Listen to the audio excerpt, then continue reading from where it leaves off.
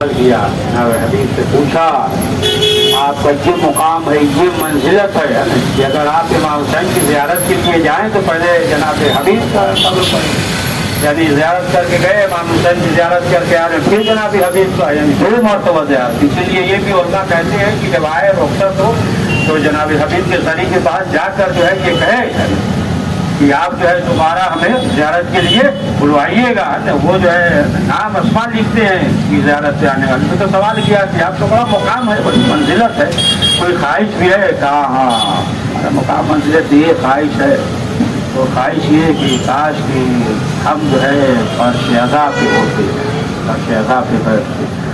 جب ماہ محرم کا چاند ہوا تو شیخ جعفر چشتی کی جو کربلا میں بیٹھے ہوئے تلاوت قرآن مجید کر رہے تھے، وقت کے امام آئے اور آنے کے بعد کہا جعفر چشتی کیا کر رہے ہو؟ انہوں نے کہا مولا ہم تلاوت قرآن مجید کر رہے ہیں۔ امام نے کہا شیخ جعفر چشتی آج چاند رات ہو، میرے جد حسین پہ ہو گریا کرو، آج میرے جد حسین پہ گریا کرو۔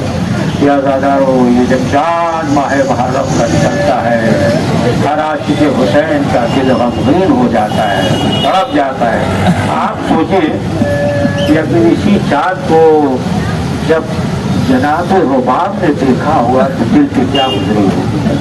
یہ چاند تو نکلا لیکن میرا چاند تو بہن لگ گیا۔ جب لیلا نے دیکھا ہوگا، جب شہزادی زینب نے ماہ محرم کے چاند کو دیکھا ہوگا کیا تڑپ ہوگی۔ ہاں زیادہ ملتا ہے کہ ایک جو ہے مومنہ تھی، نابینا مومنہ تھی اور اس کے گھر پہ کوئی بھی نہیں تھا، ایک جوان بیٹی تھی اور جو ہے ماہ اذا سے پہلے اس جوان لڑکی کا انتقال ہو گیا۔ اب یہ نابینا ہر سال جو ہے فرش اذا بچھاتی تھی۔ اب یہ جو ہے سوچنے لگی کہ اب اس سال جو ہے ہم کیا کریں گے، اس لیے کہ جوان لڑکی تھی اس کا بھی انتقال ہو گیا، بوڑھی ہے، نابینا ہے۔ اب جو ہے یہ سوچ رہی تھی، اس کے اندر تڑپ تھی، یہاں تک کہ محرم کا جب چاند نمودار ہوا تو ایک معظمہ نے دستک کیا، دروازے کو کھٹکھٹایا کہ نابینا عورت دروازہ کھولتی ہے۔ کہا کون؟ کہا کہ ہم جو ہے ایک مسافرہ ہیں، ہم نے سنا ہے کہ تمہارے یہاں جو ہے 10 دن مجلس ہوتی ہے، عشاء ہوتا ہے، لہذا جو ہے ہم یہ چاہتے ہیں کہ تمہارے یہاں یعنی آپ کے یہاں رک جائیں اور مدد کریں، فرش اذا وغیرہ بچھائیں۔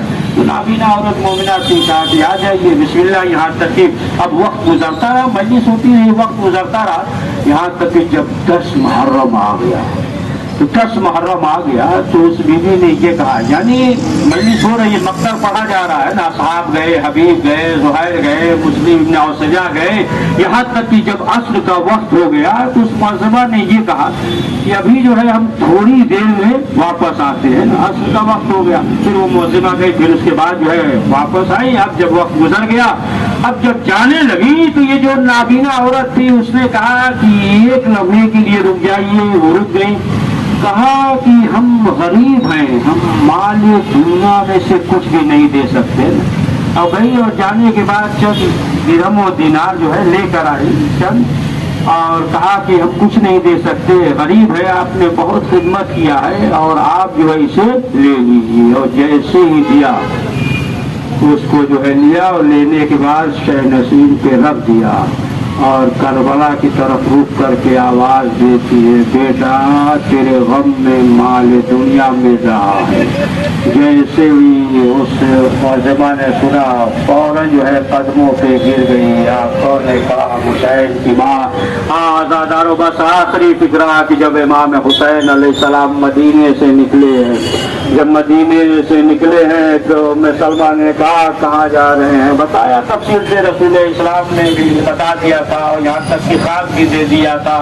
رسول اسلام ولادت کے موقع پہ گریہ بھی کر رہے تھے، سوال کیا تو بتایا کہ نواسہ شہید ہو جائے گا، یہاں تک کہ جو تربت دیا تھا کہا کہ یہ جب تک خاک رہے سمجھنا حسین زندہ ہے، جب خاک خون میں تبدیل ہو جائے تو سمجھ جائیے گا حسین زندہ نہیں ہے۔ ہاں زادارو یہاں تک کہ جب امام حسین جانے لگے نے بتایا پھر امام حسین نے بھی ایک مشت خاک دیا، کہا اسی خاک میں ملا دیجیے، جب تک خاک خاک رہے سمجھیے حسین زندہ ہیں، جب خون میں تبدیل ہو جائے پھر سمجھیے گا حسین اس دنیا میں نہیں ہے۔ بس آخری فکرہ یہاں تک تھی، جب امام حسین علیہ السلام نکلنے لگے، قافلہ جانے لگا تو یہاں تک کہ مدینے کی عورتیں آئیں، اور آنے کے بعد امام حسین سے کہا کہ مولا ایسا ہم چاہتے ہیں کہ حلقہ بنا کر کھڑے ہو جائیں اور یہ بیویاں گزر جائیں۔ ہاں آزاداروں ایک حلقہ بنایا، تمام بیویاں گزر گئی، لیکن ہاں یہی شہزادی زینب 11 محرم کو